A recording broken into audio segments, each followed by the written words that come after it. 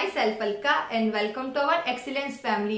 चलिए friend start करते हैं। अब हम इकोनॉमिक्स की यूनिट 4 जिसमें हमारा चैप्टर का नेम है आय और रोजगार का निर्धारण। हमें इस यूनिट में जानना है कि हमारी इकोनॉमी, हमारी जो अर्थव्यवस्था है उसमें आय और रोजगार का निर्धारण कैसे होता है। आय का मतलब होता है कैसे सरकार को इनकम प्राप्त होती है, सरकार के पास कैसे पैसा आता है और सरकार हमारे देश में लोगों को रोजगार कैसे उपलब्ध कराती है। आय और रोजगार इन दोनों का निर्धारण कैसे होता है। ठीक है, तो फर्स्ट टॉपिक है हमारा इसमें समग्र मांग का अर्थ एवं घटक। ठीक है, सबसे पहले हम समग्र मांग और इसके घटक के बारे में पढ़ेंगे, जिसमें हमें जानना है सबसे पहले यहाँ इसका अर्थ। तो लिखा है समग्र मांग को हम सामूहिक मांग भी बोलते हैं फ्रेंड्स। सभी के द्वारा की जाने वाली मांग सामूहिक मांग या समग्र मांग। 2 नंबर में भी बहुत सी बार पूछा जाता है कि सामूहिक मांग का क्या अर्थ है, सामूहिक मांग से क्या आशय है, समग्र मांग किसे कहते हैं, तो हमें कंफ्यूज नहीं होना है। ठीक है, तो देखो सामूहिक मांग से आशय एक अर्थव्यवस्था में एक वर्ष में वस्तुओं एवं सेवाओं की मांगी गई कुल मात्रा से है। अर्थात सामूहिक मांग से आशय उस राशि से होता है जो उत्पादक रोजगार के एक निश्चित स्तर पर उत्पादित वस्तुओं की बिक्री से प्राप्त होने की आशा करता है।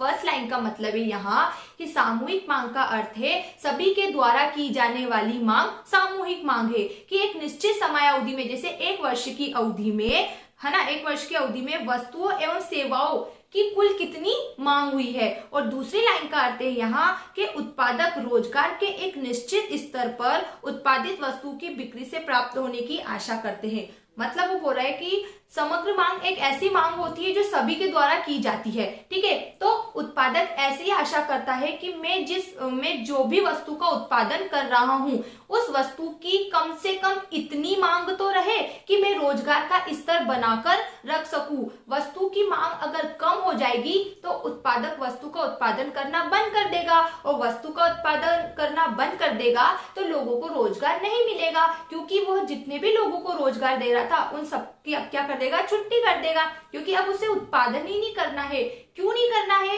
क्योंकि जो वस्तु का उत्पादन करके रखा हुआ है पहले वो वस्तु बिकेगी, फिर तो और वस्तु को बनाएगा, है ना। तो यहाँ कहा जा रहा है कि समग्र मांग या सामूहिक मांग का अर्थ ऐसी मांग से होता है जो अर्थव्यवस्था में एक निश्चित समय अवधि में सभी के द्वारा की जाती है, और वस्तु का उत्पादन करने वाला उत्पादक ये आशा रखता है कि कम से कम हमारी अर्थव्यवस्था में किसी वस्तु की इतनी मांग तो होनी ही चाहिए जिससे रोजगार का स्तर बना रहे, मतलब लोगों को रोजगार मिलता रहे, हमें हमारे उत्पादन काम को बंद ना करना पड़े, क्योंकि हमारा उत्पादन काम बंद हो गया तो लोगों को रोजगार नहीं मिलेगा। ठीक है फ्रेंड्स, तो यहाँ समग्र मांग का अर्थ क्लियर हुआ हमारा। ठीक है, अब हम पढ़ेंगे यहाँ समग्र मांग के तत्व या घटक। ठीक है, तो लिखा है यहाँ समग्र मांग निम्नलिखित घटकों पर निर्भर करती है। समग्र मांग मतलब व्यक्ति किस आधार पर किसी वस्तु की मांग करे। ठीक है, तो यहाँ पर 4 पॉइंट है, उपभोग व्यय, विनियोग व्यय, सरकारी व्यय और शुद्ध निर्यात। फर्स्ट हम यहाँ जानते हैं उपभोग व्यय का अर्थ। लिखा है केन्स के अनुसार या किन्स के अनुसार कुल आय तथा कुल उपभोग व्यय में एक निश्चित संबंध होता है, जिसे उपभोग फलन भी कहते हैं। यह उपभोग फलन बताता है कि आय में वृद्धि के साथ साथ उपभोग में भी वृद्धि होती है, परंतु उपभोग व्यय में वृद्धि आय वृद्धि की अपेक्षाकृत कम होती है। मांग कब की जाएगी? समग्र मांग में हमने पढ़ा सभी के द्वारा की जाने वाली मांग को समग्र मांग कहते हैं। तो व्यक्ति को कौन कौन सी बातें प्रभावित करती है किसी चीज को खरीदने के लिए, है ना, यह समग्र मांग के क्या घटक है। तो पहला हमने पढ़ा उपभोग व्यय। ये हमें बता रहा है कि उपभोग व्यय में क्या होता है, कुल आय और कुल उपभोग व्यय में एक निश्चित संबंध होता है। जैसे जैसे व्यक्ति की आय बढ़ती है वैसे वैसे उसका उपभोग व्यय भी बढ़ता है। जैसे आज हमारे पास 100 रुपए थे, ठीक है, तो हमने किसी वस्तु की 10 इकाइयों को खरीदा। कल हमारे पास 200 रुपए होंगे तो हम उस वस्तु की 15 इकाइयों को खरीदेंगे। फिर जैसे जैसे हमारी इनकम बढ़ेगी हम वस्तु की इकाइयों को भी अधिक से अधिक खरीदेंगे, है ना। किंतु ये क्या बोल रहा है अगली बार या अगली लाइन, परंतु उपभोग व्यय में वृद्धि आय व्यय में वृद्धि की अपेक्षाकृत कम होती है। बिल्कुल, यहाँ देखो 100 से 200 रुपए बढ़े हैं, मतलब यहाँ 100 रुपए हमारी आय बढ़ी है, लेकिन हमने यूनिट कितनी बढ़ाई है? 5। कहने का मतलब है कि एक व्यक्ति जितना कमाता है उससे वो कम खर्च करता है। 100 रुपए अगर किसी के पास होंगे तो वो 70 रुपए को खर्च करेगा, 30 रुपए की वो क्या करेगा? सेविंग करेगा। तो उपभोग व्यय का अर्थ होता है कुल आय व कुल उपभोग व्यय में एक निश्चित संबंध को हम उपभोग व्यय या उपभोग फलन कहते हैं। इसमें जैसे जैसे व्यक्ति की आय बढ़ती है वैसे वैसे उसके व्यय भी बढ़ते जाते हैं, किंतु आय की तुलना में व्यय हमेशा कम होते हैं। ठीक है फ्रेंड्स। सेकंड देखो, विनियोग व्यय। विनियोग का मतलब क्या होता है? इन्वेस्ट करना, निवेश करना, है ना। तो साधारण अर्थों में विनियोग से आशय वर्तमान प्रतिभूतियों, शेयर, विद्यमान पूंजी या भूमि के खरीदने से होता है। मतलब जैसे आप कोई भी चीज लेके आए, जैसे आप सोने की ही कोई एक चीज लेके आए, आप 50,000 या 60,000 की कोई भी एक चीज लेके आए, तो आपने किस में निवेश किया? सोने में निवेश किया। तो निवेश का मतलब होता है पैसा लगाकर किसी चीज को खरीदना या किसी चीज को खरीदना, चाहे वो स्थायी चीज हो या अस्थायी चीज हो। जैसे इसमें हम भूमि भी ले सकते हैं, है ना फ्रेंड्स। तो यही बोला कि साधारण अर्थों में विनियोग से आशय वर्तमान प्रतिभूति, शेयर, विद्यमान पूंजी, भूमि के खरीदने से होता है। फिर आगे है, किंतु अर्थशास्त्र में इसे विनियोग नहीं कहते हैं। विनियोग मतलब जिससे बढ़ना हो, जिसमें आपने पैसा लगाया उससे आपको कोई प्रतिफल प्राप्त होना चाहिए।